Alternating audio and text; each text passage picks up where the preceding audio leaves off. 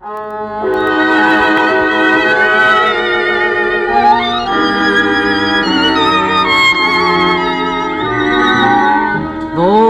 die Wiesen sind, da weht ein süßer Sommerwind. Okay, this is the church of Our Savior Episcopalian Church that was built in 1867 here in San Gabriel, California. This was a childhood church of George Patton Jr. and his parents Ruth and George Patton II and his sister Anne. And he came here. There's a famous picture of him with his wife and his children right after the war ended on VE Day, somewhere in that summer of 1945. The war in Japan was still raging, and he even came, when he came to Los Angeles, he spoke to 100,000 people at the LA Coliseum. So here we come. We're coming up to his memorial statue. And okay, we're coming up here. There's a church going on right now here on Sunday, and here it is, the memorial to the great general of the Third Army, George S. Patton Jr.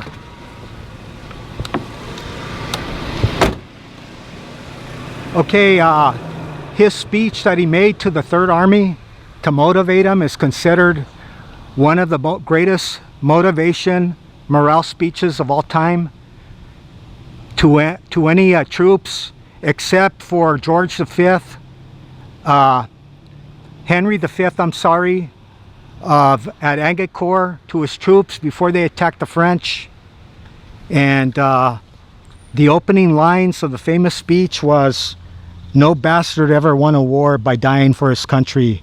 You won it by making the other poor dumb bastard die for his." And they said he had to stiffen up his men, harden them up, to when they hit those beaches into the jaws of death in fire, that maelstrom, he had to give them a speech, not mincing words, not acting like he's talking to a bunch of fishwives.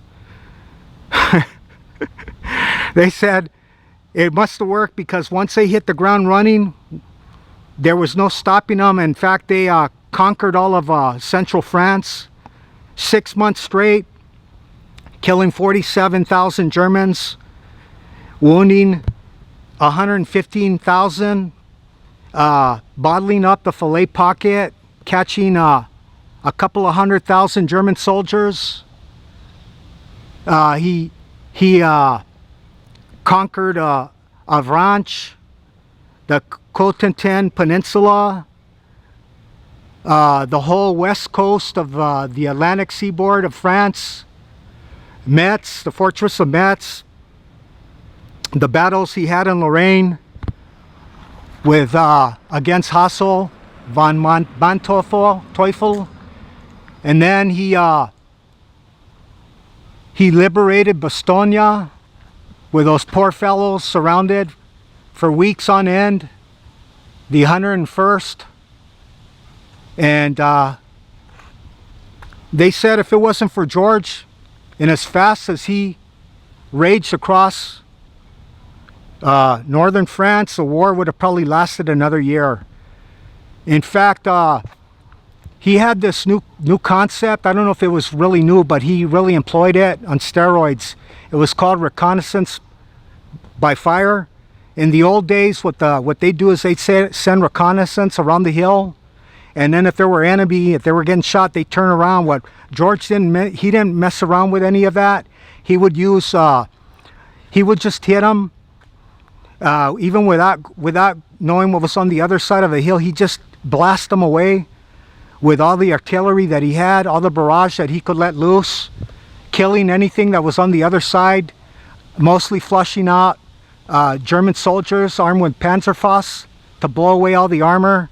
Well, he would flush everything out, and he wouldn't worry about waiting for reconnaissance. He used reconnaissance by fire, and along his armored columns, he'd have P-51 fighters armed with cannon blasting away right along the edge of all his armor, clearing paths all the way non-stop for 6 months until he ran out of fuel, and Eisenhower decided to give him all the fuel to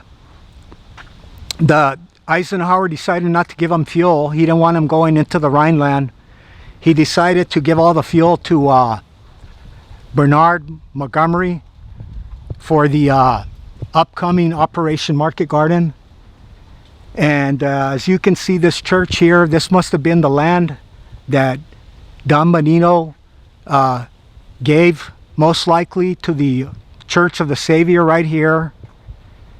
And another quote that he said to his Third Army, he made a lot of speeches because it would have been hard to just talk to them all at once because he had countless divisions.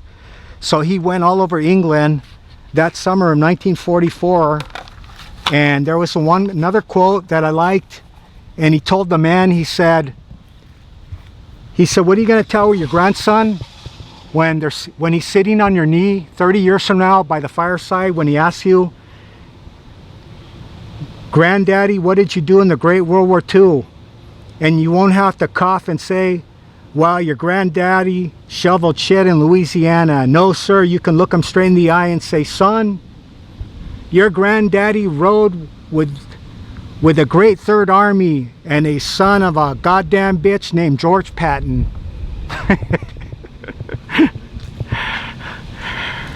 Okay, General, God bless you wherever you're at, and thank you for all the liberating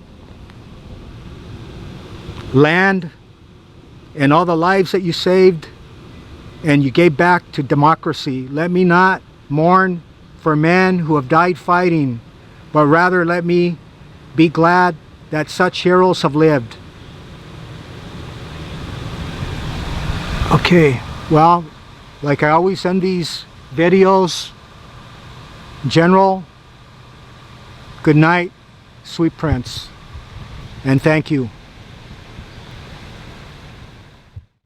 Okay, I want to do this little addendum to clarify a slight mistake I made. I found out that Don Benito, he did have 2 children, Maria de Jesus and Juan Wilson. And his first wife was Ramona Wilson, or rather Ramona Wilson Yorba. And here's the cenotaph of Juan Wilson, who also went by John. And he was born in 1846 and he died in 1870. So I clarified that because when I Googled George Patton, it said his grandfather, Don Benito, he only had 1 daughter with Ramona.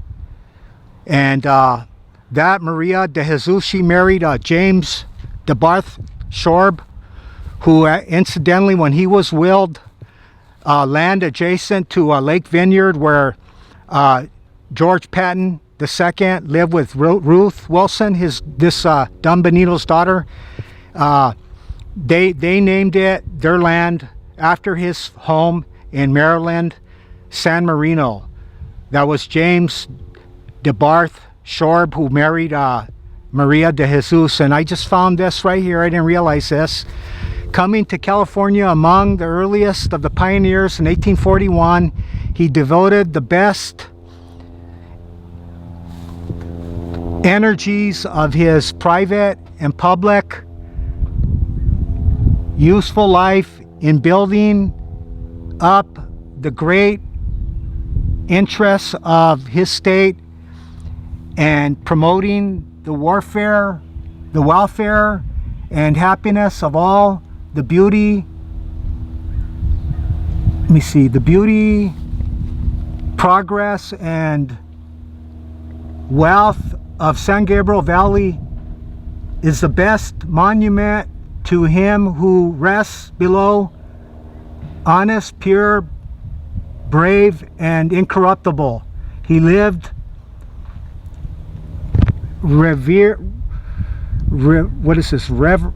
He lived reverenced and respected, and died mourned by all. May his soul rest in peace. And you too, Don Benito, who was affectionately known not as Benjamin Davis, but as Don Benito to all his workers. Good night, sweet prince also. Okay. Thank you, and follow me to the General George S. Patton Jr.'s memorial statue. Okay, let's go.